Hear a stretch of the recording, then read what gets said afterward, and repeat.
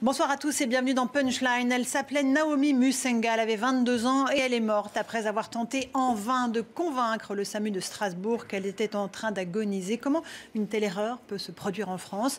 Qui faut-il accabler? L'opératrice du SAMU, dont l'attitude a été jugée très peu compréhensible, ou le système général du SAMU qui croule sous les appels chaque année, 25 millions d'appels chaque année? La famille de la jeune femme ce soir ne veut pas accabler la seule opératrice du SAMU en faute. Alors faut-il réformer l'ensemble de la prise en charge des urgences dans notre pays, alors que tous les services sont engorgés? On en débat ce soir avec mes invités. La réaction également de Valérie Pécresse, présidente de la région Île-de-France. Ce sera juste après les titres de l'actualité avec vous, Patrice Boisfer. Bonsoir Patrice. Bonsoir Laurence, bonsoir à tous. Tout ne s'arrête pas là.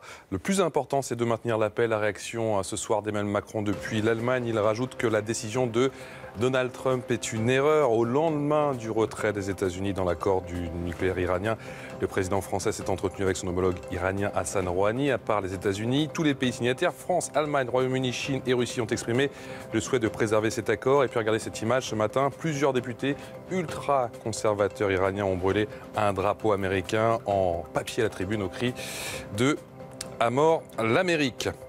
Après 2 mois d'occupation par les étudiants, l'université Jean Jaurès à Toulouse a été évacuée. C'était très tôt ce matin. Cela s'est fait sur décision d'un juge administratif. Près de 180 policiers, pas d'incident ni de blessés d'après la préfecture de Haute-Garonne. Les autorités précisent qu'une enquête sera diligentée concernant les dégradations. Et puis, cette phrase, notre famille restera marquée à vie par cette tragédie. Mais mon fils a décidé de tourner la page. Ce sont les mots de la mère de Marin à Lyon aujourd'hui. Le jeune homme frappé, laissé pour mort il y a 2 ans, a décidé finalement de ne pas faire appel. Son agresseur, mineur au moment des faits, a écopé de 7 ans et demi de prison ferme. Patrice, et pour parler de ce décès incompréhensible de la jeune Naomi Musenga et également de Emmanuel Macron, s'est exprimé il y a quelques instants, vous l'avez entendu, sur l'accord nucléaire iranien. On est avec Sarah Legrain, bonsoir, secrétaire nationale du parti de gauche La France Insoumise, avec Jean-Claude Dacier, bonsoir, éditorialiste politique, Philippe Juvin, bonsoir, député européen Les Républicains, chef du service des urgences de l'hôpital Georges Pompidou, et Stanislas Guérini, bonsoir, député de Paris, 3e circonscription. Cette affaire, la jeune Naomi Musenga, elle est absolument incompréhensible.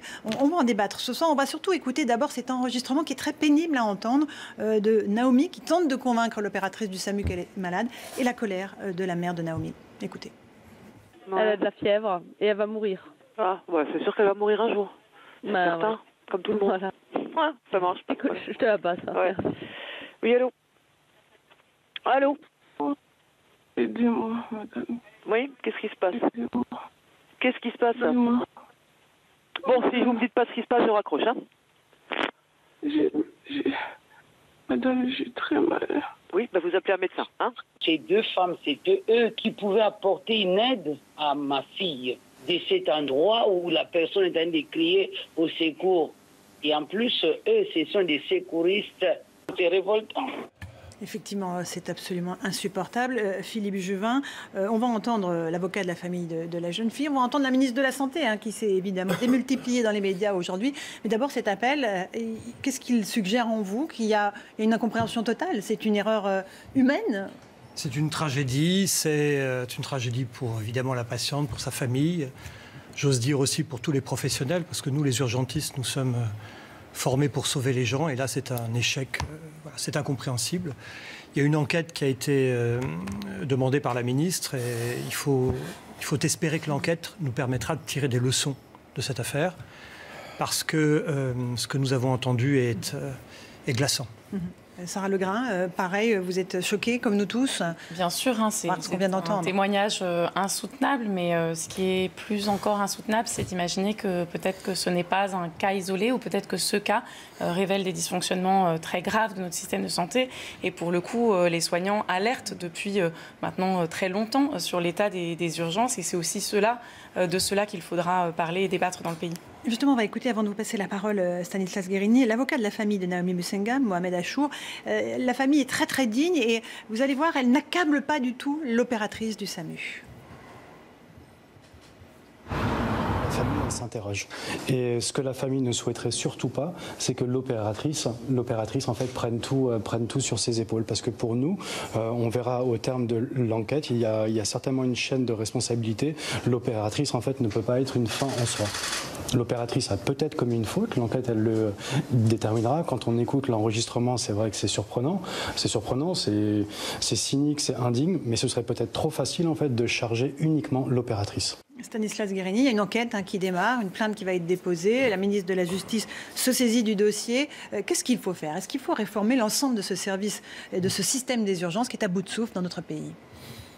D'abord, un mot, pour moi aussi me désoler. Évidemment, quand on entend l'enregistrement qu'on vient d'entendre, on ne peut que avoir le sang glacé. Je crois que la réaction est unanime. On est tous autour de cette table. Et je pense, comme tous les Français qui ont entendu ces paroles d'une jeune femme qui allait mourir quelques heures plus tard, absolument glacée.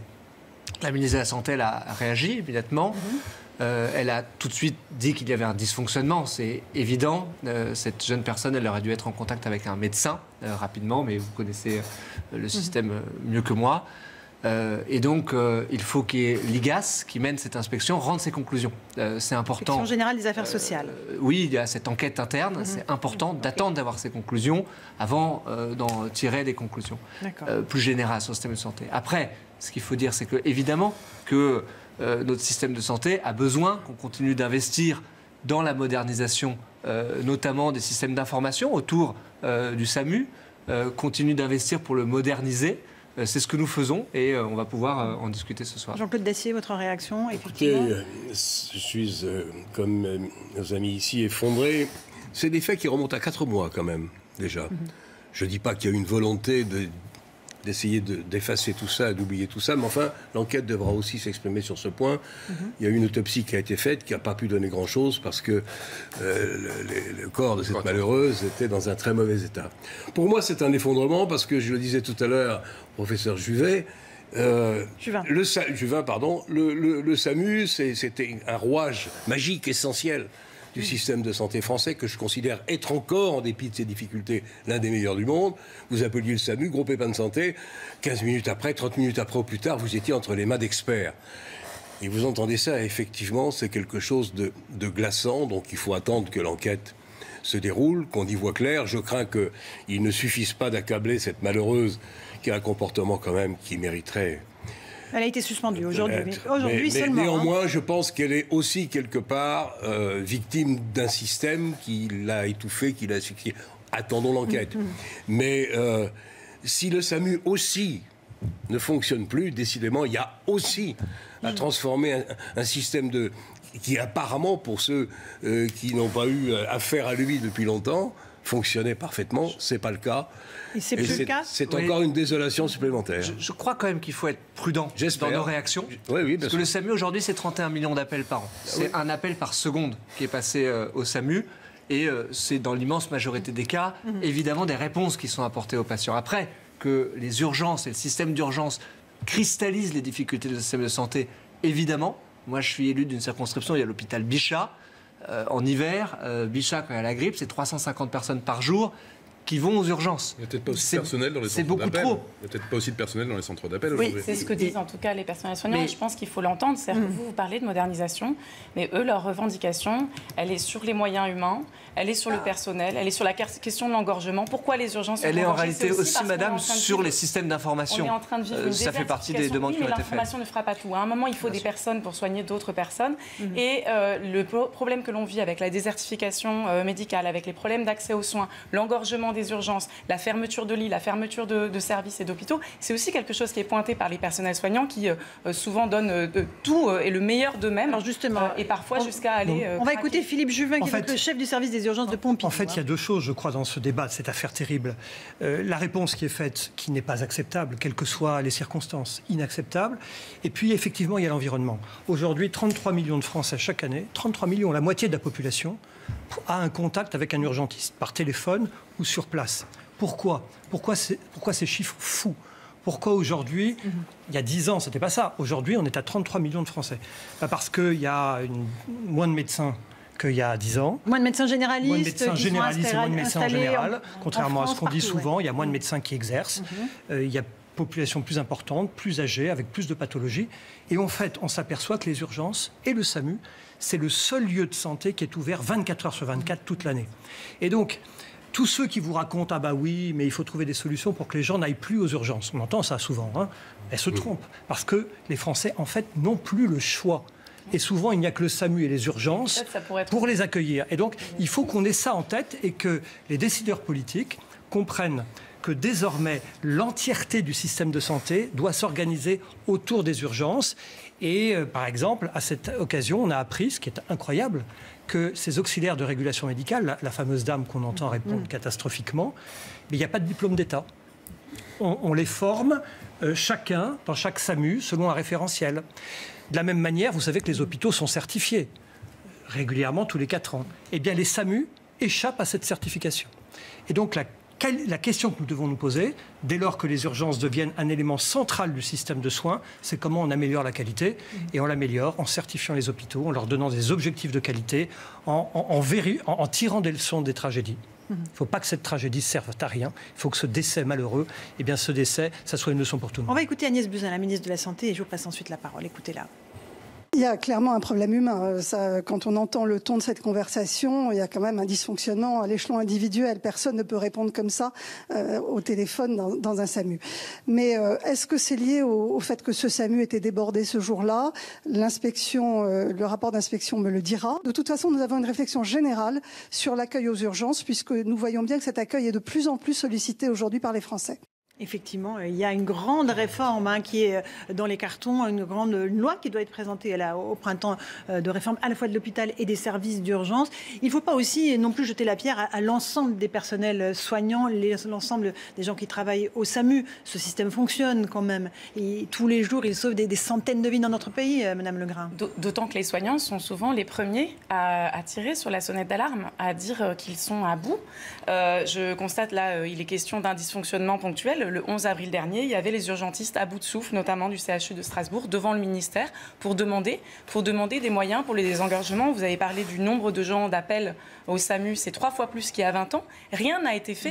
Ils se sont transformés en call center. Ça a été dit. Je pense à quelqu'un comme Patrick Pelloux, qui a dénoncé longtemps le système, la situation des urgences en France, la situation du SAMU et plus largement la situation de l'hôpital public. Et ce n'est pas du tout des réponses qu'apporte actuellement la ministre. Et ce serait terrible. C'est terrible de voir que c'est ponctuellement que la ministre annonce faire quelque chose, alors que depuis longtemps, les soignants sont à bout et le disent. Stanislas Guerini, qu'est-ce qui va être proposé là, aux Français dans les semaines qui viennent? Un vrai plan d'envergure avec des moyens pour réformer l'hôpital, qui est le poumon de la France? D'abord, on est en train effectivement de parler d'une personne qui est morte, qui est décédée dans des conditions terribles.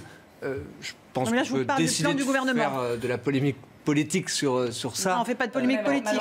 En l'occurrence, il y en a eu au mois de mars, il y a eu un décès d'une femme à Reims, un décès d'une femme à Rennes, dans des couloirs d'hôpitaux, sur des brancards, et c'est les soignants eux-mêmes qui ont dit que c'était terrible pour eux de sur le fait que notre système de santé est en difficulté aujourd'hui. La France, c'est un pays où on soigne bien, Monsieur Dacier le rappelait, mais où on ne vit pas forcément en meilleure santé que nos voisins européens. On a une espérance de vie qui est une des plus élevées d'Europe, mais on a aussi un taux de décès prématuré avant de 65 ans qui est aussi un des plus élevés. Donc ça, c'est le diagnostic. Donc qu'est-ce qu'on fait? D'abord, on met des moyens. Vous disiez, il n'y a plus de moyens, etc. Vous dénoncez les problèmes qui existent depuis des années. Il s'avère que... Réduction budgétaire à l'hôpital. Non, massive. Je veux le redire. Le budget de l'hôpital dans notre pays entre 2017 et 2018, il va augmenter de 2,2%. Vous êtes d'accord, Philippe Juvin, avec ce qu'on vient d'entendre? Pas trop. Excusez-moi, mais c'est un chiffre. J'invite tous nos téléspectateurs à faire du fact-checking. Je pense que M. Juvin est assez au fait aussi. Il faut le donner. Ça ne veut rien dire, une augmentation. On va investir 5 milliards d'euros dans la modernisation de notre système de santé. Mais ce que je veux dire, au-delà de ces chiffres, c'est que en mettant de l'argent sur le système, on ne règle pas tous les problèmes. Il faut réorganiser effectivement notre système de santé pour qu'on soit beaucoup plus sur la prévention, en doublant notamment, c'est ce que nous avons entamé de faire, les maisons de santé pluridisciplinaires, c'est-à-dire pour remettre de la médecine dans la ville. Dans ma circonscription, il va s'ouvrir une maison de santé pluridisciplinaire. Avec l'accès garanti à tous. Et bien sûr, avec le financement, on met les 5 milliards d'euros, on le fait pour faire ça. C'est très difficile et c'est très délicat de parler de moyens après cette affaire terrible, parce qu'il y a une responsabilité personnelle. Vous avez raison.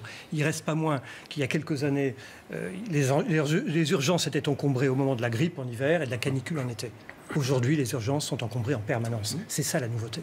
Et donc, il faut prendre la mesure du fait que le système s'est complètement transformé, c'est ce que je disais tout à l'heure, et les urgences désormais sont encombrées tous les jours parce que les Français n'ont pas d'alternative. Il n'y a plus de médecins. Alors, c'est quoi la solution, Philippe Juvin? Vous êtes au cœur du système tous les jours. Par exemple, tous les jours, vous êtes au contact des patients. Par exemple, ce que nous pensons, nous, urgentistes, c'est qu'il faut organiser, sur la base de ce qui existe, les centres 15, un centre d'appel médical par département, où au téléphone, vous aurez quelqu'un qui ne vous fera pas cette réponse-là, mais qui vous donnera un conseil, allez dans tel service d'urgence, je vous donne immédiatement un rendez-vous avec un médecin, demain ou après-demain. Donc c'est pas un médecin, la personne au téléphone ne sera pas un médecin. Et il faut que ça soit un médecin, et il faut que ça soit un médecin. Et ça, c'est fondamental. Informer. On voit bien que des erreurs là, c'est qu'il n'y a pas de médecin. Donc il faut un contact médical, mais pour ça, il faut accepter que, par exemple, les généralistes participent aussi à cette garde téléphonique. Donc il faut refondre. Il faut transformer, alors, c'est un mot à la mode. Oui, il faut transformer. Du côté de la République. Il ne faut pas dire qu'il faut transformer, il faut dire comment on transforme, parce que c'est facile. Tout le monde doit transformer les choses.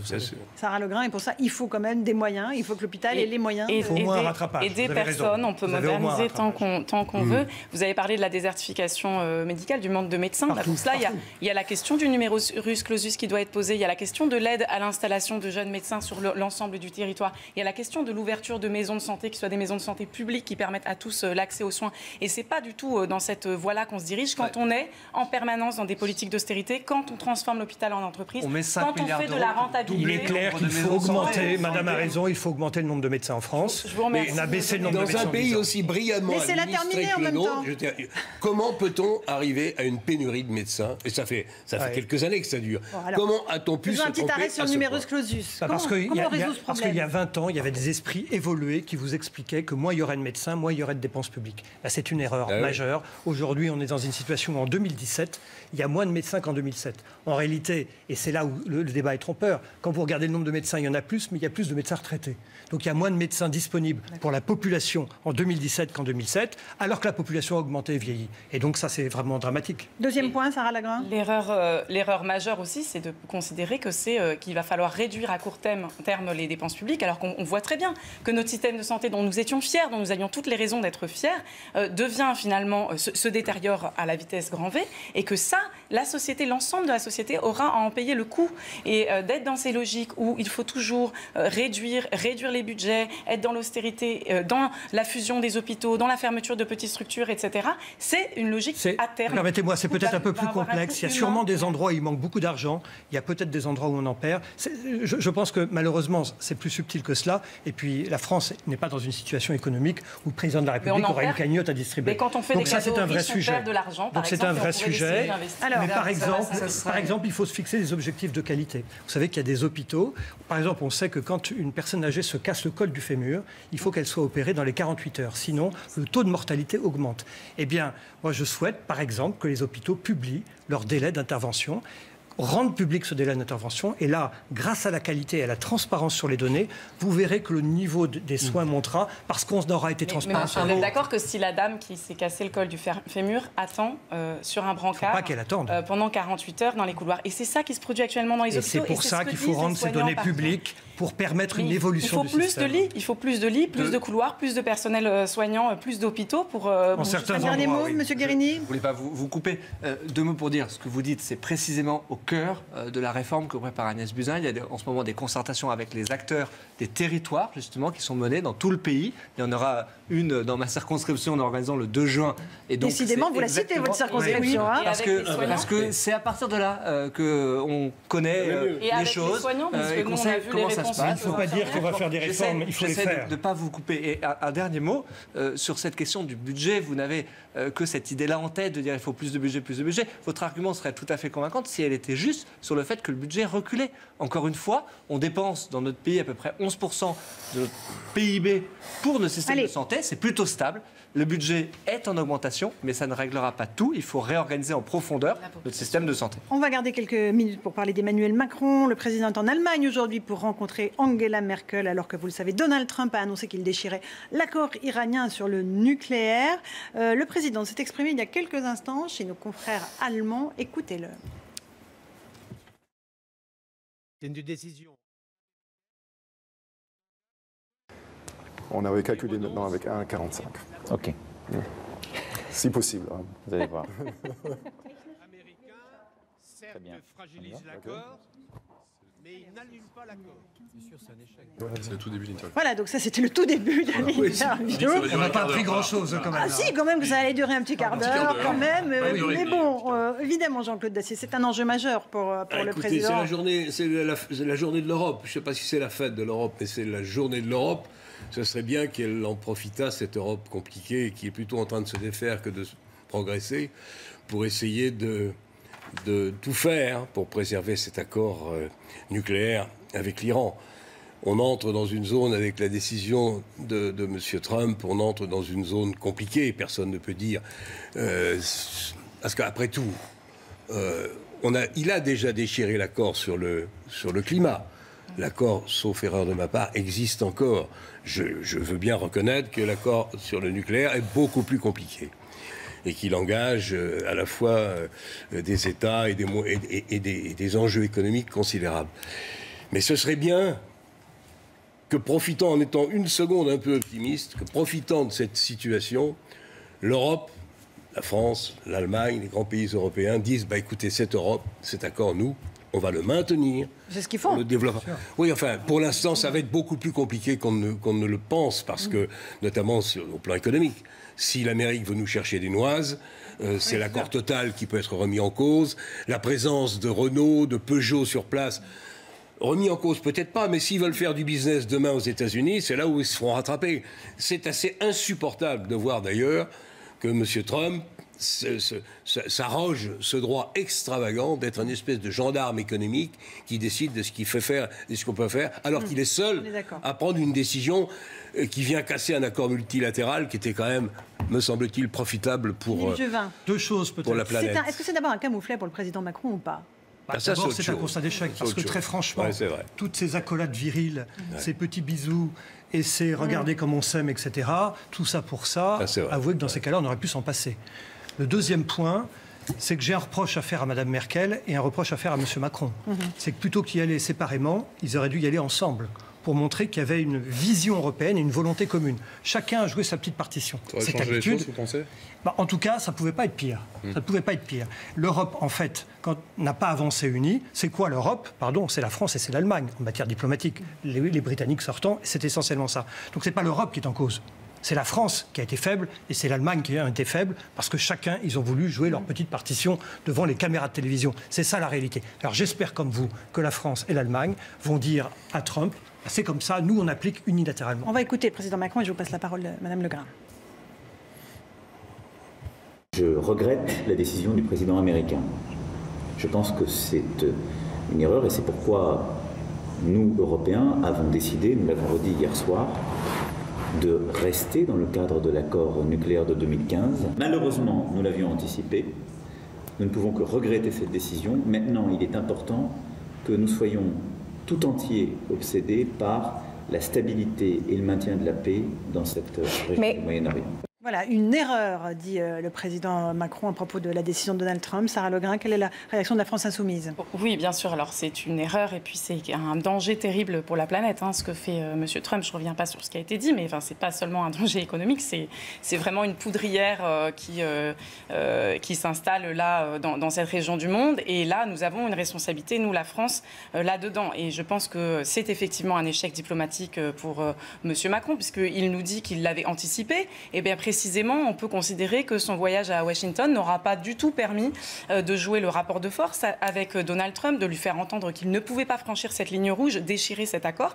Et on constate que cette stratégie qui consistait à dompter le tigre en le caressant dans le sens du poil n'a pas du tout fonctionné, ni pour l'accord de Paris, vous l'avez mentionné, ni non plus pour cet accord extrêmement important de non-prolifération. Donc on est très inquiet sur la suite parce que je vois mal comment, après s'être aussi peu mis dans une stratégie de rapport de force, Emmanuel Macron pourra maintenant contourner les sanctions qui seront prises unilatéralement par les États-Unis. Stanislas Guerini, alors. Je souris un tout petit peu de à la République en marche. Ces propos parce que je connais peu de présidents de la République qui se sont exprimés devant le Congrès américain de façon aussi claire et disant la position de la France qui était bien souvent en opposition sur tous ces sujets-là, accord sur le nucléaire, accord de Vienne iranien, accord de Paris, devant le Congrès américain. Il a évoqué une renégociation qui était la demande de... Ce qui est important, c'est que les pays européens et que l'Europe prennent toute sa voix maintenant pour dire haut et fort, et la réaction a été conjointe de l'Allemagne,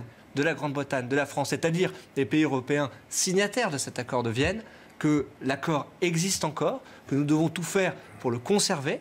Il y avait d'ailleurs une initiative parlementaire, je ne sais pas si en tant que député européen vous l'avez signée, à l'initiative d'une députée française, Delphine O, pour écrire justement aux Américains pour le maintien de l'accord. Et donc cette diplomatie parlementaire, elle doit aussi opérer. Reconnaissez quand même. M. Macron a parlé de renégociation.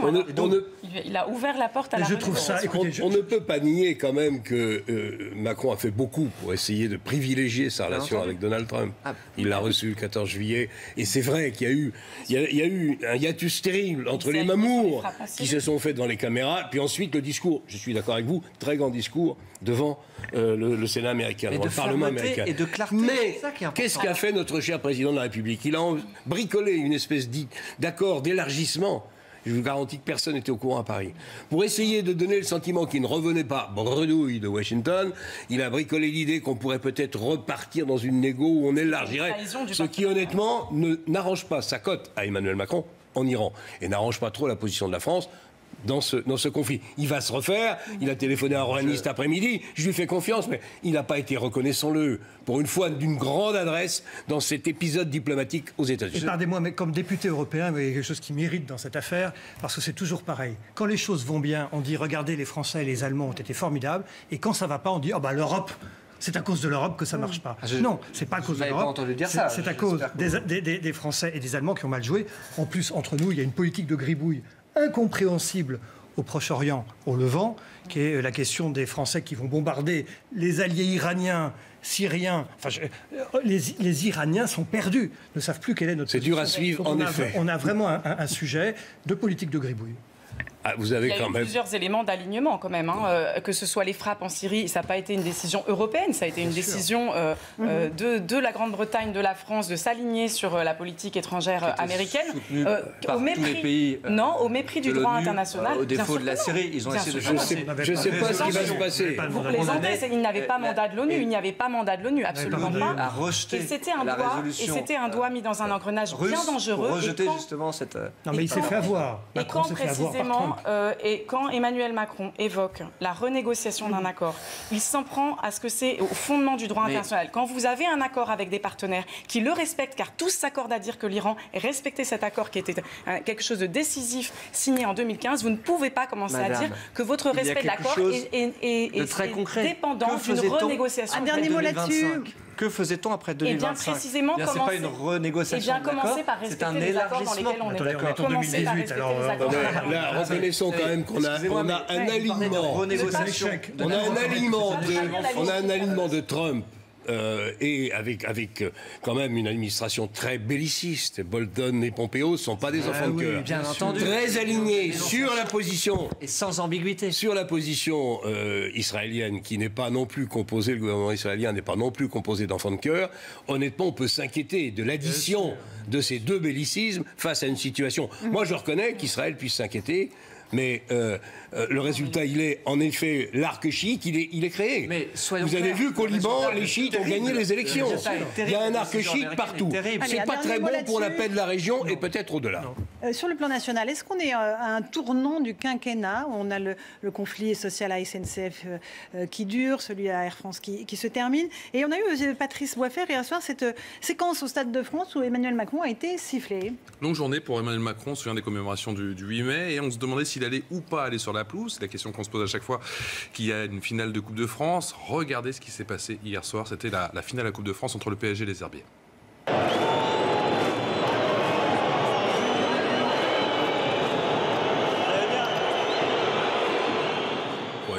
Alors Jean-Claude Dacier, c'est parce qu'il soutient l'OM, l'OM ou c'est parce que c'était des supporters parisiens dans les tribunes? Il a raison de soutenir l'OM, mais je ne trouve pas que la bronca soit très spectaculaire. Il a au moins eu le courage de descendre, lui, alors qu'il y a un certain nombre de présidents avant lui qui ne descendaient plus parce que en général, il se faisait faire la fête. Donc là, il est même resté longtemps. 6 minutes. Donc, est-ce qu'on est... Le match a même commencé en retard. Oui, bien sûr. Il s'est laissé un peu aller parce qu'il aime bien le football et donc il a dialogué un peu avec chacun. De là à parler de virage ou de quinquennat... C'est une illustration, ça, voilà. Il a à peine commencé, le quinquennat. Quant à la grève à la SNCF... Bon, je pense qu'elle va durer parce que plus personne ne peut en sortir sans avouer son échec. Donc ça va durer encore un certain temps. Mais il y a de moins en moins de grévistes. Il y a une mobilisation beaucoup plus large que Sarah Legrain pour la France Insoumise. Dans les universités, c'est pas un triomphe non plus. Et bien au-delà, puisque vous l'avez vu, la manifestation de samedi dernier contre la politique d'Emmanuel Macron a été un franc succès, que d'autres mobilisations s'organisent et qui réunissent de façon historique les organisations politiques et syndicales.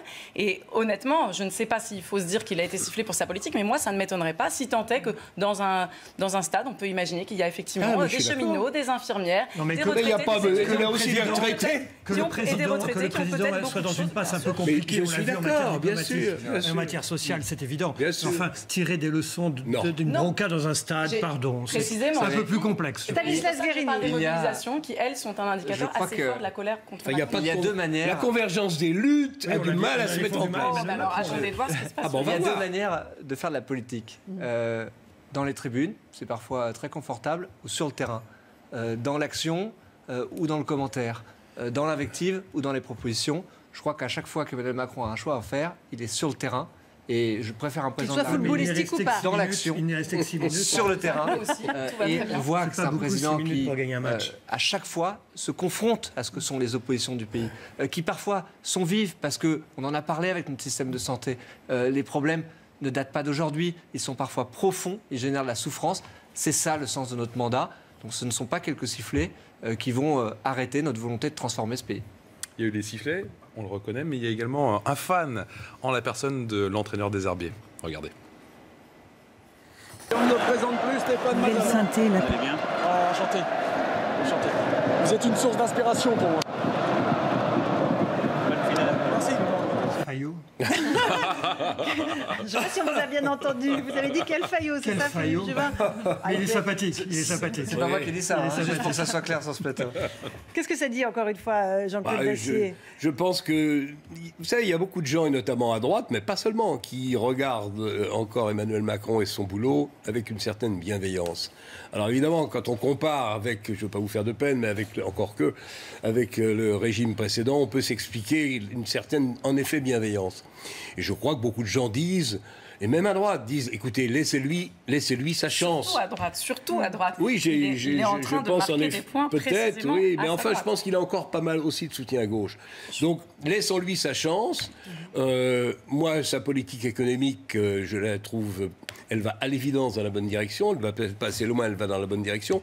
Je l'attends sur des problèmes autrement plus complexes, qui sont des problèmes entre guillemets sociétaux, l'immigration, dont il se garde bien, parce qu'il n'y a pas grand-chose, à mon avis, dans la loi Collomb. Et il n'y a pas que ça. La route est longue, la politique est pleine de... Les associations ne sont pas de votre avis sur le fait qu'il n'y ait rien dans la loi Collomb. En matière économique, vous avez raison, c'est un libéral assumé, Emmanuel Macron. Et moi, comme député de l'opposition, je me retrouve dans un certain nombre de ses projets. Je souhaite simplement qu'il aille vraiment vers ces projets, que ça ne soit pas que de la déclaration, c'est souvent que de la déclaration d'intention. En revanche, sur les questions sociétales, je veux parler de la sécurité, l'immigration, il mène clairement une politique qui est assez similaire à celle que François Hollande menait, et elle nous inquiète beaucoup en matière de sécurité. Peut-on être libéral en économie et libéral dans les problèmes de société? Guérini, Emmanuel Macron, président de droite. Ce débat résume assez bien ce que nous vivons, avec des attaques des deux bords d'une certaine manière.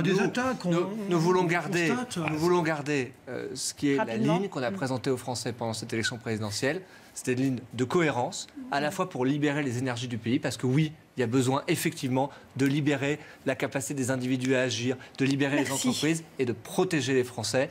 quand on dédouble les classes dans les zones d'éducation prioritaire. C'est une mesure c'est ce qu'on fait. Saluer. Merci à tous les quatre d'avoir participé à ce punchline. On va revenir, si vous le voulez bien, à présent sur la mort de Naomi Musenga, cette jeune femme qui a appelé le SAMU de Strasbourg avant de mourir au mois de décembre, faute d'avoir été secourue à temps. La réaction dans un instant de Valérie Pécresse, des Républicains, juste après les explications de Nicolas Dumas. Naomi Musenga est morte le 29 décembre. Elle avait appelé en début d'après-midi le service des urgences de Strasbourg. Mais son appel n'a pas été pris au sérieux par l'opératrice de permanence. Elle a été suspendue depuis. Bon, si vous me dites pas ce qui se passe, je raccroche. Hein. Madame, j'ai très mal. Oui, bah vous appelez un médecin. Hein. D'accord. La procureure de la République de Strasbourg a ouvert une enquête préliminaire du chef de non-assistance à personne en péril. Et l'hôpital de Strasbourg a ouvert une enquête administrative. Celle-ci devra mettre à jour s'il y a eu des défaillances dans le traitement de l'appel. Comprendre pourquoi Naomi n'a pas pu parler à un médecin régulateur comme c'est la règle. La famille s'interroge sur les délais d'investigation. Il a fallu que les médias s'emparent de l'affaire pour que l'hôpital décide enfin d'ouvrir une enquête administrative. Avant ça, il n'y avait apparemment pas de difficulté pour l'hôpital. La ministre de la Santé a demandé l'ouverture d'une enquête par l'IGAS et regrette l'absence d'alerte administrative après le décès de Naomi. Il n'y a pas eu de remontée d'informations du SAMU. Et ça fait partie normalement des procédures. Lorsqu'un événement dramatique de ce type-là arrive, normalement, il doit y avoir une alerte à la fois à la direction de l'hôpital et surtout à l'agence régionale de santé. Le service du SAMU reçoit depuis la révélation de l'affaire des appels malveillants. Le personnel de Strasbourg, très affecté, a reçu une assistance. Bonsoir Valérie Pécresse, présidente Les Républicains de la région Île-de-France. Le décès de cette jeune fille provoque beaucoup d'émotions et une vive polémique en France. L'opératrice du SAMU que l'on a entendu parler à cette jeune femme a été suspendue par la direction. Est-ce que c'est un minimum? Qu'est-ce qu'il faudrait faire selon vous? D'abord, comme tous les Français qui ont entendu cet enregistrement bouleversant, je me demande comment est-ce qu'une chose pareille a pu se produire. Donc je crois que le plus urgent, c'est d'inspecter, d'enquêter et de faire toute la lumière sur cette affaire. Comment est-ce qu'on a pu en arriver à une aussi mauvaise décision dans un service, le SAMU, dont il faut toujours rappeler à quel point il sauve des vies et à quel point il fait un travail remarquable.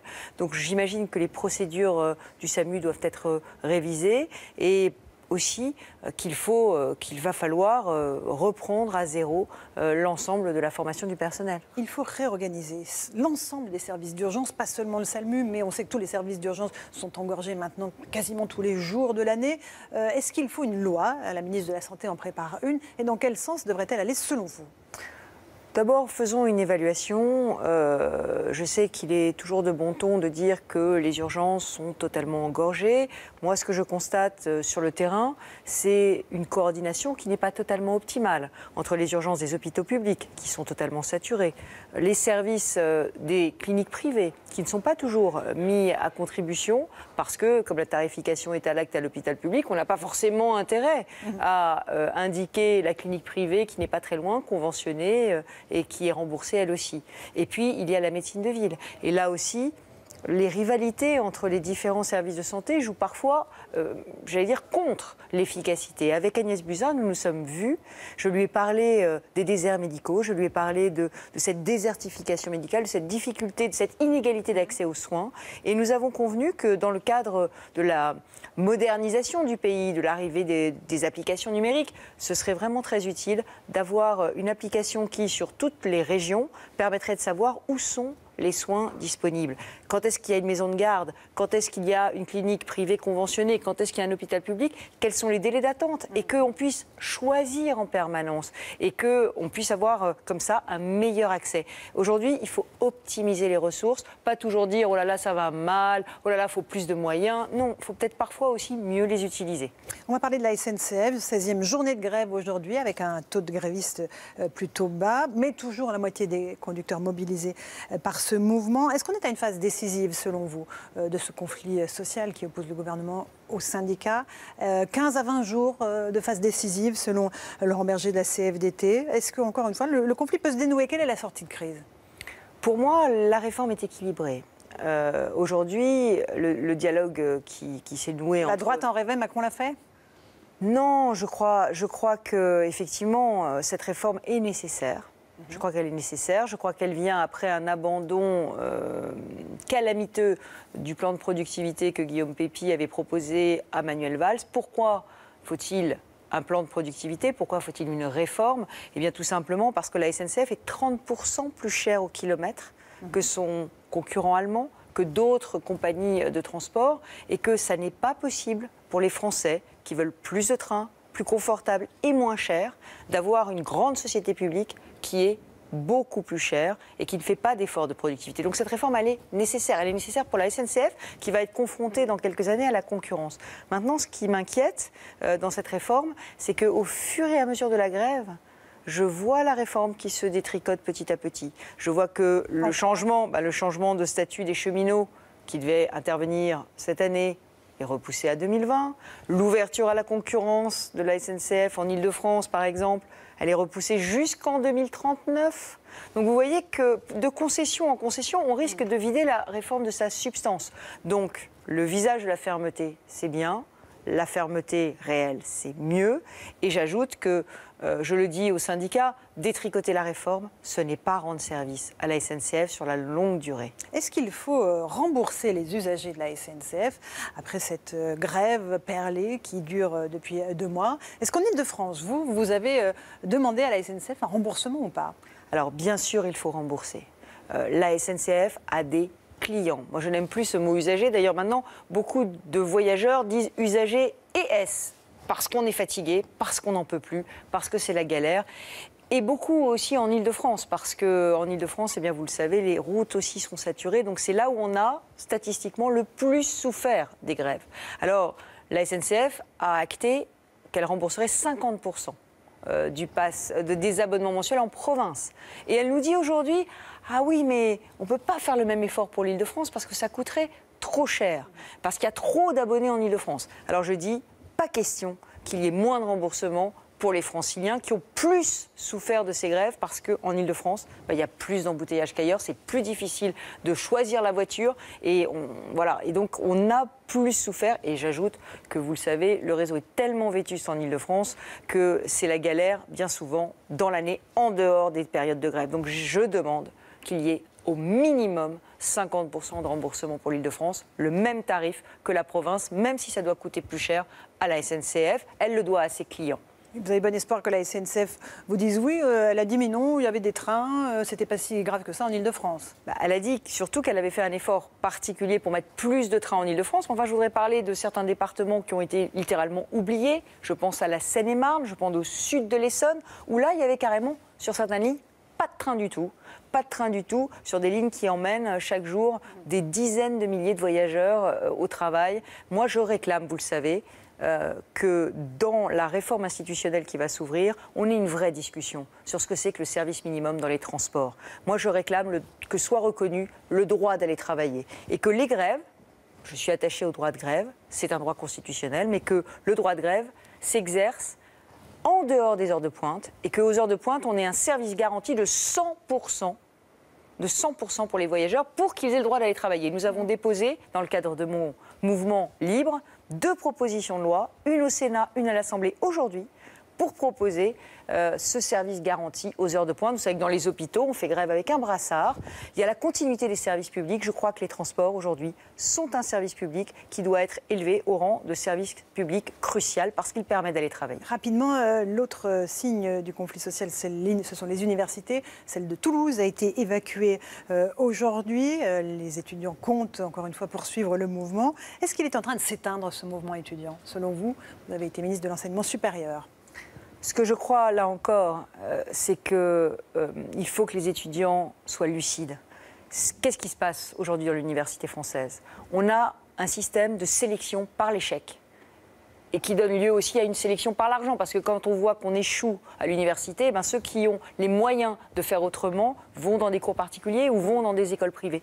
Donc on est dans de la sélection par l'échec et de la sélection par l'argent. Le seul moyen de mettre fin à cela, c'est d'aller dans la direction que propose le gouvernement, c'est-à-dire une orientation sélective qui permette aux jeunes de réussir dans la filière où ils s'inscrivent et de permettre aux universités de les orienter, de les sélectionner en fonction de leurs compétences, de leurs talents, de leurs notes. Ça s'appelle le mérite républicain. Alors évidemment, pour ne pas occulter l'aspect seconde chance.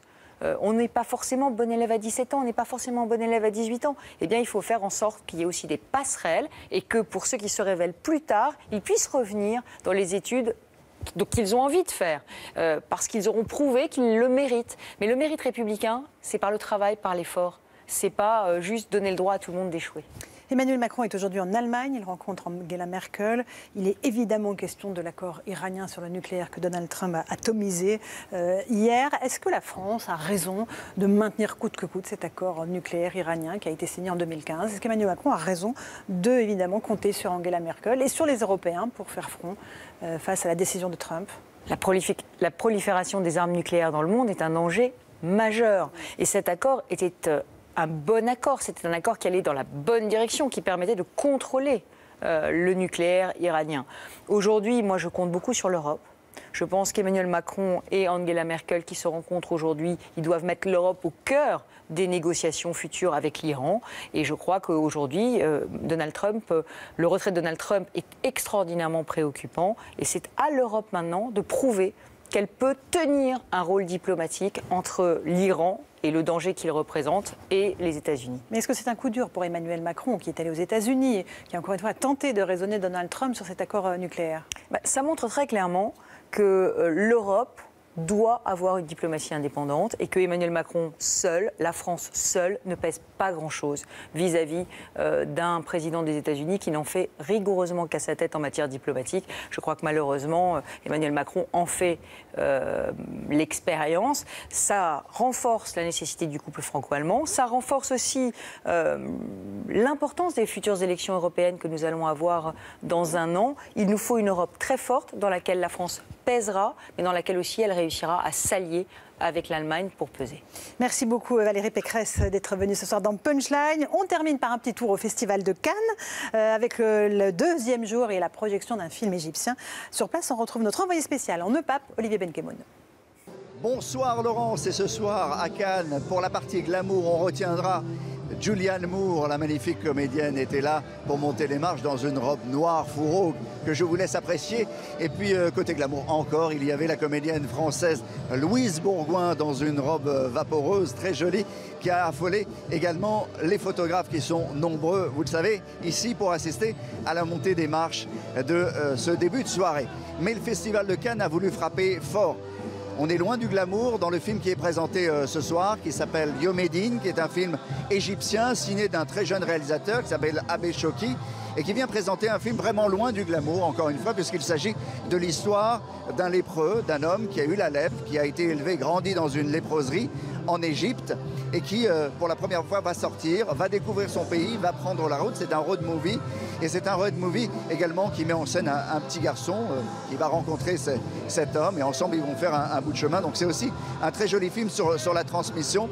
Et encore une fois, si le festival, je pense, a choisi de montrer ce film, c'est pour rentrer tout de suite dans le vif du sujet et parler du monde tel qu'il est, car le cinéma, encore une fois, peut être un élément social, et vous le savez, assez fort. Donc on n'est pas sur ce qu'on a découvert hier avec Javier Bardem, avec Penélope Cruz, avec une montée des marches très glamour. C'était très différent ce soir.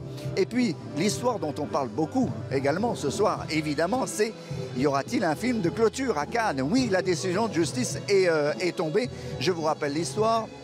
Terry Gilliam est programmé en clôture du festival. Terry Gilliam essaye depuis 20 ans de faire un film sur Don Quichotte. Il a essayé avec Jean Rochefort, ça n'a pas marché, ça a été même une catastrophe. Le film a été annulé, il y a eu un documentaire formidable là-dessus, mais enfin, le film n'existait pas. Le film a enfin pu être tourné et là, un des producteurs dit « Je suis en conflit avec Terry Gilliam et je ne veux pas que le film soit montré à Cannes ». Une décision de justice, les tribunaux ont été saisis, une décision de justice est donc tombée, elle est tombée aujourd'hui, on l'a appris. Oui, le film de clôture pourra bien être montré, le film de Terry Gilliam. Terry Gilliam d'ailleurs qui a eu un petit AVC et le Festival de Cannes nous a communiqué, nous a dit que tout allait bien, qu'il allait pouvoir être présent ici à Cannes pour montrer son film pour la montée des marches. Donc on verra bien le film de Terry Gilliam sur Don Quichotte ici à Cannes, ce sera dimanche. Voilà pour la rumeur et les bruits de Cannes ce soir. Merci Olivier Benkemoun. Dans un instant, c'est Pascal Praud et ses invités. Retour bien sûr sur le match Les Herbiers PSG. Bonne soirée sur CNews.